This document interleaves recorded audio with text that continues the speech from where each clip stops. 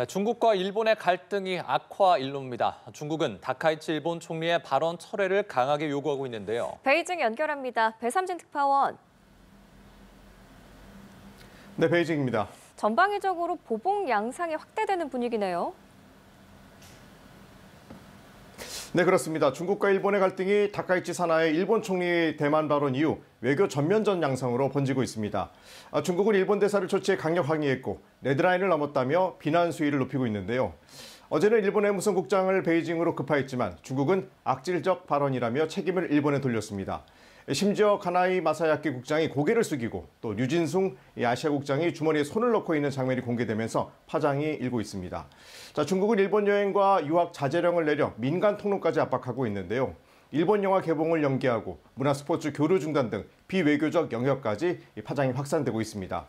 중국 관영 매체들은 일본 총리의 발언이 양국 관계를 악화시키는 위험한 행동이라고 규정했는데요. 그러면서 일본 경제와 외교를 동시에 겨냥한 강도 높은 논평을 연이어 내고 있습니다. 심지어 유엔에서는 일본이 안보리 상임이사국을 노릴 자격이 없다는 중국 대표의 발언까지 나왔고 남아공에서 열리는 G20 정상회의에서는 리창 총리가 다카이치 총리를 만나지 않을 것이라고 선을 긋기도 했습니다. 자, 일본 정부는 유감을 피하며 확전을 피하려는 기류지만 중국의 기조 변화는 감지되지 않고 있습니다. 자, 양국 간 대화 창구는 열려 있지만 실제 긴장 완화 효과는 미미한 상황인데요.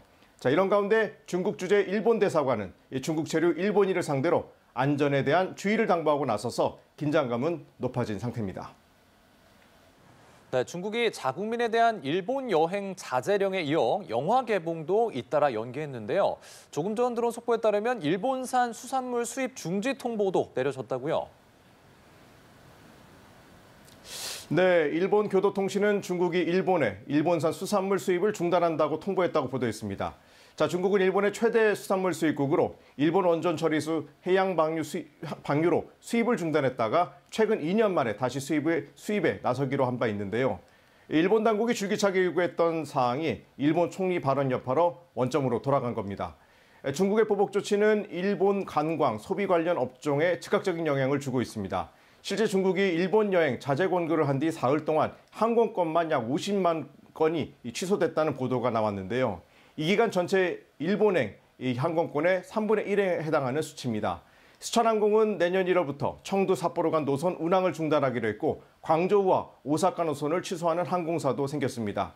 자제령 발표 직후 일본 관광 또 소매 기업 주가는 급락하게 됐는데요. 일본 내에서는 우려가 커지고 있습니다. 2012년 센카쿠 열도 갈등 때만큼 중국인 방문이 급감하면 경제 손실액은 2조 2천억 엔, GDP는 0.36% 감소할 것이란 전망도 나왔습니다. 일본 애니메이션 영화 2편의 개봉 일정이 연기됐고 개봉 흥행세를 이어가던 귀멸의 칼날은 관람객 급감 사태를 겪고 있습니다. 중국 관영 매체들은 일본 경제가 외부 충격에 취약하다며 일본의 대만 관련 발언이 경제적 불확실성을 키우고 있다는 경고에 나섰습니다. 자, 일본 내부에서는 일본 기업에 대한 제재나 히토류 수출 통제 등 후속 보복 조치가 이어질 수 있다는 반응을 내놓고 있습니다. 전문가들은 중국의 조치가 일본 경제 전반에 중단기적 리스크가 될 수 있다고 평가하고 있습니다. 네, 중국의 황해 남부 일대에서 무력 시위에 들어갔다는 보도도 있었는데요. 이 센카쿠 열도 등 동중국해 일대에서 긴장 수위가 높아지는 건가요? 네, 중국 해경은 다카이치 총리 발언 직후 센카쿠 인근 해역 순찰을 강화했다고 밝혔습니다.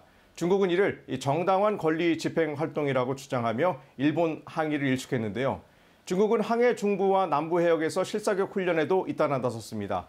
중부에서는 오늘까지 사흘째 진행됐고 남부에서는 어제부터 오는 25일까지 8일간 실탄 훈련을 진행한다고 해사 당국이 밝혔습니다. 중국 매체들은 일본의 섬에서 약 870km 떨어진 해상에서 진행될 것이라고 언급했는데요. 무력 시위 성격이 담긴 걸로 해석되는 대목입니다. 자, 이런 가운데 중국의 세 번째 항공모함 푸제남이 취역 후 첫 해상 훈련을 실시했습니다.